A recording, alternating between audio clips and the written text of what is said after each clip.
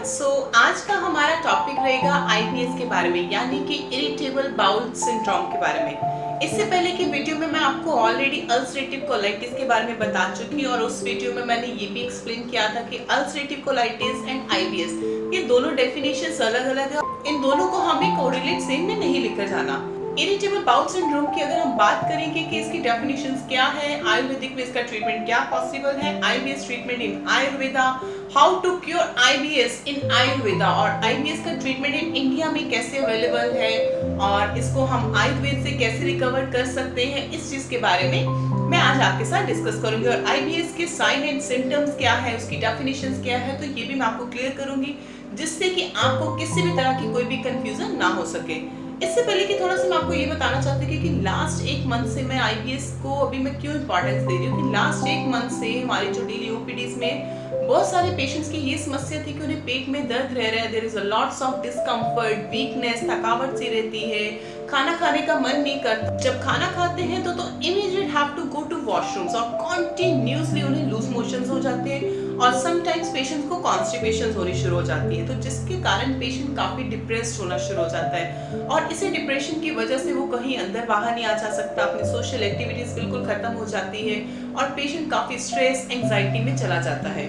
तो इस चीज के बारे में मैं आपको बताऊंगी कि आयुर्वेदा ही एक ऐसा हमारा जरिया है कि जिससे कि आईबीएस जैसी प्रॉब्लम से हम हमेशा हमेशा के लिए छुटकारा पा सकते हैं। और एलोपैथिक में मैं आपको पहले क्लियर कर दूं कि एलोपैथिक में आप जितना मर्जी ट्रीटमेंट कर लीजिए, आपको रिजल्ट्स मिलने वाला नहीं है। अगर आप ट्रीटमेंट इसका परमानेंट चाहते हैं तो आयुर्वेद में ही कुछ ऐसे हर्ब्स है, ऐसे फ्रूट्स है जिसको कि लेने से और आप बिल्कुल इसको परमानेंट अपना क्योर कर सकते हो। और वो फ्रूट कौन सा है वो भी मैं आपको बताऊंगी। इससे पहले कि अगर आप ट्रीटमेंट के बारे में जानना चाह रहे हैं, कि अगर आपको जानना है कि आईबीएस को परमानेंट कैसे खत्म कर सकते हैं, तो उस चीज को देखने के लिए आपको मेरी वीडियो को अंत तक देखना होगा। और सबसे पहले नीचे दिए गए चैनल को मेरे सब्सक्राइब करें और वीडियो को लाइक करें, और जिससे कि आने वाली वीडियोस की नोटिफिकेशंस आप तक जल्दी पहुंच सके। तो चलिए अब हम स्टार्ट करते हैं आयुर्वेदिक के ट्रीटमेंट के बारे में, यानी कि आईबीएस के ट्रीटमेंट के बारे में। आईबीएस का जो ट्रीटमेंट है आयुर्वेद में, देखिए 5000 साल पहले कुछ ऐसे ट्रीटमेंट्स होते थे जो कि आज भी कई पेशेंट्स को अगर हम देते तो वो उतने ही इफेक्टिव है, और उसमें कुछ भी चेंजेस नहीं हुआ, बिकॉज जो आयुर्वेदिक के प्रिंसिपल्स है, जो मेथड्स है, वो एज इट इज सेम है। और इसी तरह पेशेंट्स को जो हम ट्रीटमेंट देते हैं और उसमें पेशेंट्स को काफी ज्यादा अच्छी इंप्रूवमेंट्स भी नजर आते हैं, और पेशेंट्स बहुत अच्छा हेल्दी फील भी करता है। इसी तरह पेशेंट्स को बहुत अच्छा रिजल्ट मिलता है in all the clinical features of IBS as well as the severity scores. So IBS is colitis, mucus colitis, spasmodic colon, and it's a functional bowel disorders। और ये जो हमारी IBS की प्रॉब्लम रहती है ये बाउल डिसऑर्डर से related रहती है, यानी कि इंटेस्टाइन की प्रॉब्लम रहती है। अल्सरेटिव कोलाइटिस भी हमारे इंटेस्टाइन से रिलेटेड है, उसमें हमारी कॉलन अफेक्ट रहती है, कॉलन में हमारे अल्सर्स होने शुरू हो जाते हैं, और इस कंडीशंस पे हमारे बाउल डिसऑर्डर्स जो है वो डिस्टर्ब होना शुरू हो जाते हैं, जिसके कारण पेशेंट समटाइम्स लूज मोशंस हो जाते हैं और समटाइम्स पेशेंट कॉन्स्टिपेटेड हो जाता है। तो उसी कंडीशन से पेशेंट को, जो कि मैं आपको बता चुकी हूँ कि पेशेंट इस कंडीशन में बहुत ज्यादा डिस्कम्फर्ट हो जाता है, वीकनेस आनी शुरू हो जाती है, थकावट आ जाती है, भूख उसको बिल्कुल नहीं लगती, इंडाइजेशन से होनी स्टार्ट हो जाती है। और इसी तरह से अगर हम ओवरऑल रेशियो लेकर चले कि India 15 to 20% of the patients जो कि आईबीएस की प्रॉब्लम से उलझ रहा है, और उसी कंडीशंस पे हम अपना आयुर्वेदिक के ट्रीटमेंट के जरिए हम उनको कैसे क्लियर कर सकते हैं। बिकॉज जो स्टार्टिंग प्रोसेस रहता है, पेशेंट्स को जब भूख नहीं लगती, इंडाइजेशन रहती है, तो पेशेंट उस चीज को इग्नोर कर देते हैं, जो कि वही कंडीशंस हमारी क्रॉनिक में पहुंच जाती है। क्रॉनिक में आने के बाद वो आईबीएस में कन्वर्ट हो जाती है, और वही पेशेंट्स के लिए काफी डिस्टर्बेंस मूवमेंट हो जाती है, और उसका बाउल डिस्टर्ब होना शुरू हो जाता है। और आयुर्वेद के जरिए ही हम इस बीमारी को जड़ से खत्म कर सकते हैं, और उसको परमानेंट, उसको छुटकारा भी दिलवा सकते हैं। देखिए आयुर्वेदिक में क्या रहता है कि जो ट्रीटमेंट करने का वे होता है वो हम फिजिकल बॉडी और माइंड, यानी कि दोनों वे से ट्रीटमेंट करते हैं। इसको शारीरिक दोष और मानसिक दोषों को इक्वल इंपॉर्टेंस देनी चाहिए, तभी हमारा ट्रीटमेंट सक्सेसफुल होता है। बिकॉज एलोपैथिक विंग में वो जो ट्रीटमेंट देते हैं, कुछ एंटीस्पास्मोडिक दे दिया, पेन किलर्स दे दिया, कुछ आपको एंटी इंफ्लेमेटरी ड्रग्स दे देते हैं, जिससे कि पेशेंट्स को टाइमिंग बहुत अच्छा कंफर्टेबल फील करता है।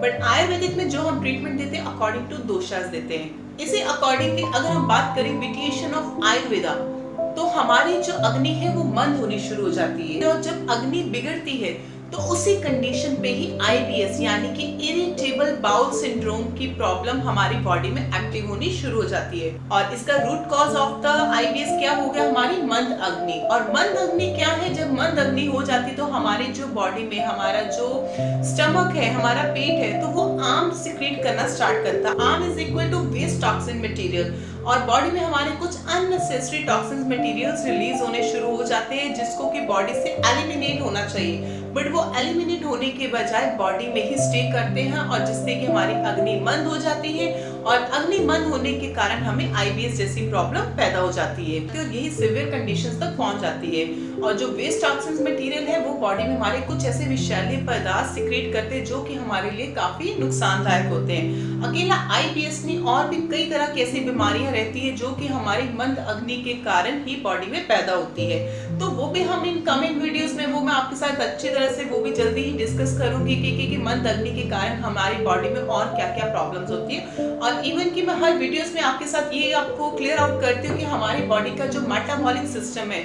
वो एक्यूरेसी में रहना चाहिए। हमें कॉन्स्टिपेशन की प्रॉब्लम नहीं रहनी चाहिए और ना ही लूज मोशंस की रहनी चाहिए। बॉडी की जो इनपुट और आउटपुट है वो एग्जैक्ट वे से एक्यूरेट होनी चाहिए, क्योंकि बॉडी का सिस्टम तभी आपका बैलेंस्ड हो सकता है, और जो ये जो प्रॉब्लम्स है हमारे दोषों के इनबैलेंस होने के कारण रहती है।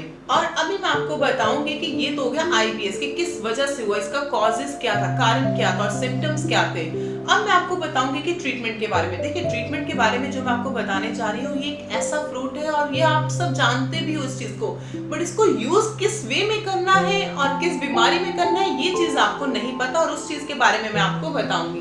देखिए, जिस फ्रूट की मैं बात कर रही हूँ, ये फ्रूट इतना कॉमन है और इजीली अवेलेबल भी हो जाता है, और इस जो फ्रूट को है हम लॉर्ड शिवा को एज अ बेट में अर्पण करते हैं। और वो कौन सा फ्रूट है, बिल्व यानी कि बेल। बिल्व का जो फल होता है वो हमारी इस कंडीशन यानी कि आईबीएस में बहुत अच्छा हेल्प करता है। ये एक as a ancient Ayurvedic tree, और इस ट्री को इतनी इंपॉर्टेंस भी दी गई है बिकॉज ये मेडिसिनल में भी यूज होता है, भगवान जी को भी अर्पण होता है। ये कषाय और तिक्त रस का होता है, यानी कि कड़वा और कसैला होता है, और ये उष्ण वीर्य होता है, और इसकी जो तहसील होती है वो गर्म होती है। इसकी जो पोटेंसी लेकर चले तो ये लघु होता है, यानी कि गुण में ये लघु होता है और बॉडी में हमारे बहुत जल्दी इजीली डाइजेस्ट हो जाता है। और इसकी जो प्रॉपर्टीज रहती है वो अग्नि दीपक रहती है, यानी कि हमारे शरीर में अग्नि को तीव्र करती है, और अग्नि तीव्र होगी तो आम दोष है वो हमारा शांत होना शुरू हो जाएगा।